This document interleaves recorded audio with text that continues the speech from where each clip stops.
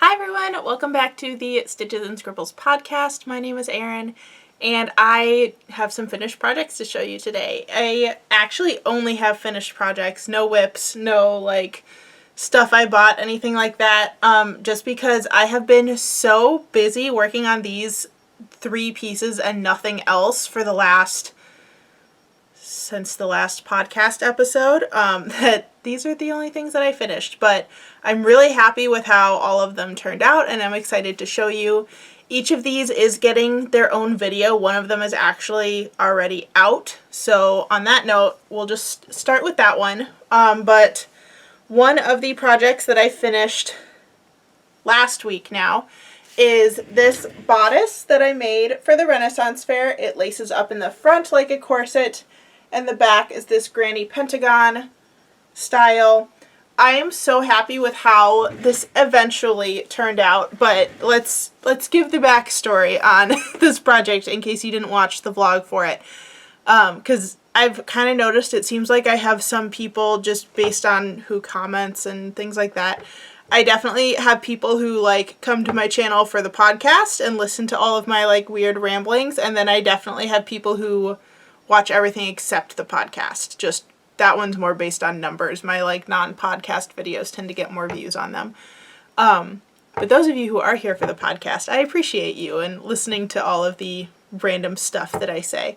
But anyway, I picked this bodice project from a YouTube tutorial that had popped up on my screen, and I thought it would be a good scrap project and stash buster project. So I picked out all of my burgundies, reds, beiges, and teals because it matched the skirt for my Renaissance Fair costume, and decided to put them all together in one scrappy, eclectic project.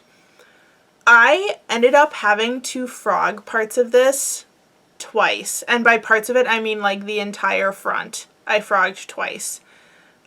Which turned this from what should have been maybe an 8-hour total project, maybe closer to 10, to a maybe 12-hour project, way longer than it was supposed to be. So I got really, really frustrated with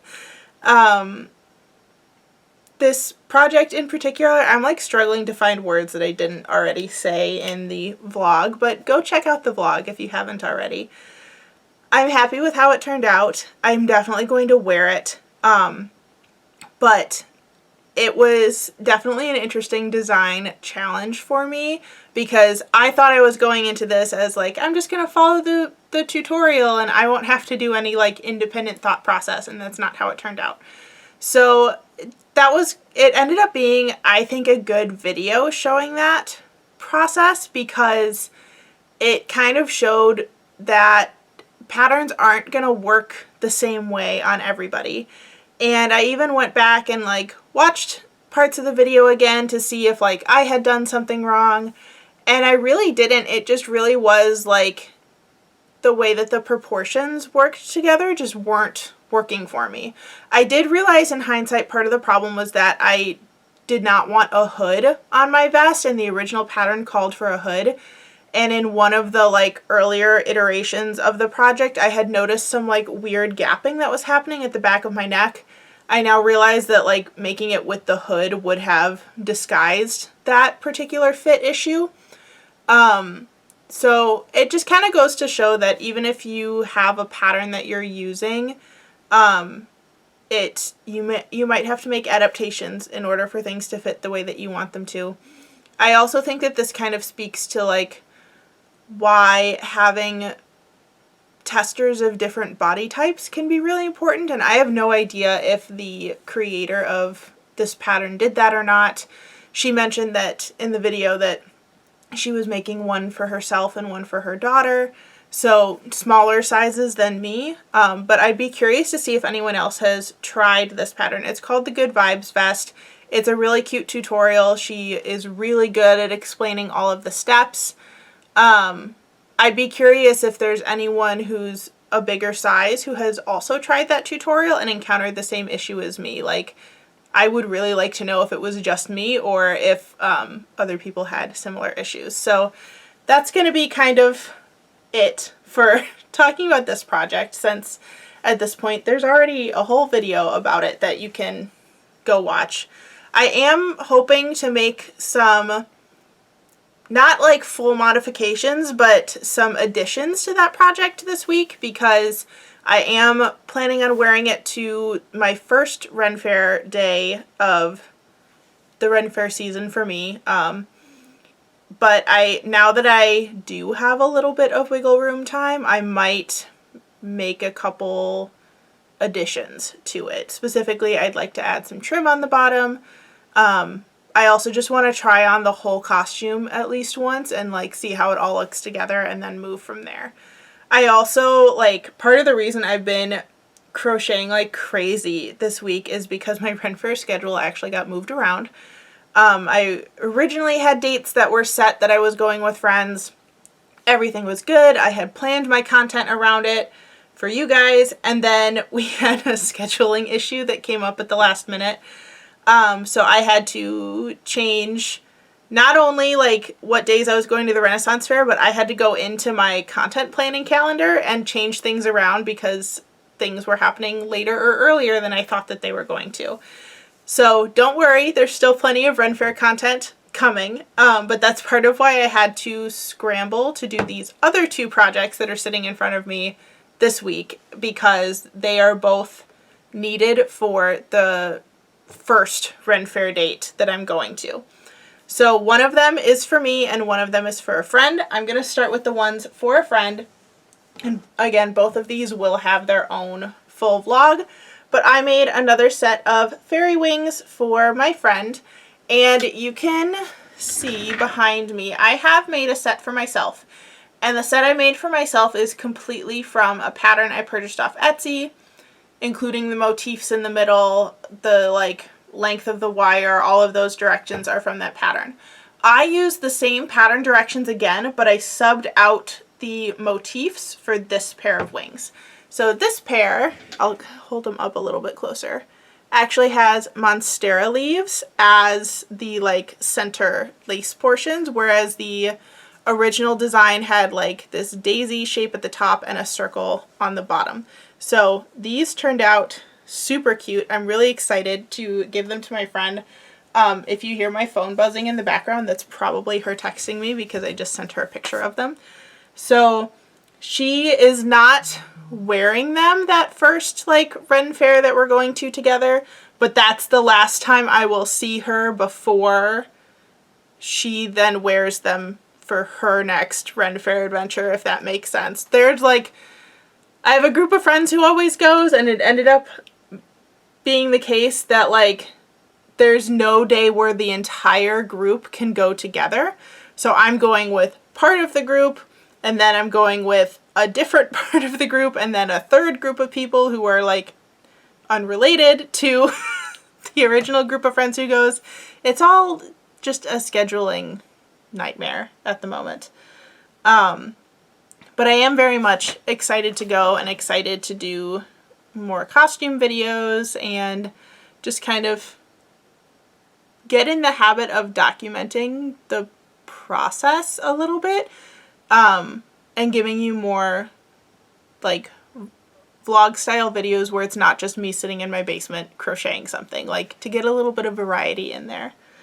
The last project that I finished is a hat for myself, and it looks a little funny right now. But this is actually the Sprite hat by, I think it's the Entangled Fae. Yes, I believe that's what her name is. And then I added some little mushrooms from a different pattern that I have and put them on a hat band. And the reason why I put the mushrooms on a hat band instead of just directly on the hat is I like how this hat turned out, but I would like to have the option to swap the hat band for different costumes, because it's kind of just a good like little sun hat with the way the brim turned out. I don't think it's going to give me that much like additional shade for the Renaissance Fair, but I wanted to make sure that I could use it with more than one costume, which is why I didn't attach the mushrooms directly to the hat. Also, now that it's on, you can see that the mushrooms stand up a lot better than they do when the hat is not on my head. So each mushroom is different. It's a different color and a different design, which I thought was very fun. And I'm actually going to be wearing this with the bodice that I made, which is why the mushrooms are all colors that are in that project as well. But it was definitely, that one was probably the one that made my hands hurt the most while crocheting. So I did that one all in one day as well, or mostly all in one day. I think I started the hat like the night before and then finished it yesterday. Yeah, that was just yesterday. Wow, there's a lot of crochet has been going on. But the like tiny little mushrooms and trying to work those stitches was what really made my hands hurt, to the point of where like I think I'm going to just take a break from crochet specifically the next couple of days. I have found in the past that like alternating between knit projects and crochet projects works really well for me because they use different muscles in the hand. So I find that if I switch back and forth, I don't experience any hand pain. But I have noticed recently, because I've been doing a lot of like big crochet projects back to back, that I am starting to experience a little bit of hand pain. And weirdly enough, I don't get hand pain in my right hand, which holds the hook. I get it in my left hand, which is my tension hand. I think it has something to do with how I like pinch the fabric. This muscle right here gets very tight. So I think I'm going to have to give myself a break from crochet for a couple of days just to like let that heal and kind of go back to normal, and maybe be a little bit more careful in the future about stretching out my hand or alternating projects and stuff like that. So I also find that I don't really get hand pain while knitting, unless I'm working on something that's like really, really heavy and I'm like not holding it properly. But let me know in the comments like if you experience any like pain or tension while you're crafting, because I have never met anybody else who experiences pain in their non-dominant hand while crocheting. So I don't know if that means I'm holding things wrong, but at this point like I don't know how to unlearn how I currently hold it. So that might just be something that I have to deal with as time goes on. That might have to be it for this podcast. I'm sorry that this is a really short one, but as you can see, like I worked on 3 projects this week and that's it. I like did not leave my house last week because this was bothering me so much when I had to like rip it out and start over. And then the last 2 days, like I managed to get out of the house to go grocery shopping, but otherwise all I did was the wings and the hat. So yeah, that's that's really all I did this week. I don't have any other fun updates for you because I haven't been to the Renaissance Fair yet, so I can't even talk about that. Yeah, that's just going to be it. It's going to be a short one, but that's okay. Thanks for watching anyway. If you liked what you saw today and you're not already subscribed, please make sure that you do that so that you can be notified of all my crafty content. It also really helps me out if you leave a like and a comment. That gets my video out to more people. And if you would like to follow me on other forms of social media, that information will be in the description box below. Thanks again for watching, and I'll see you in the next one. Bye everyone.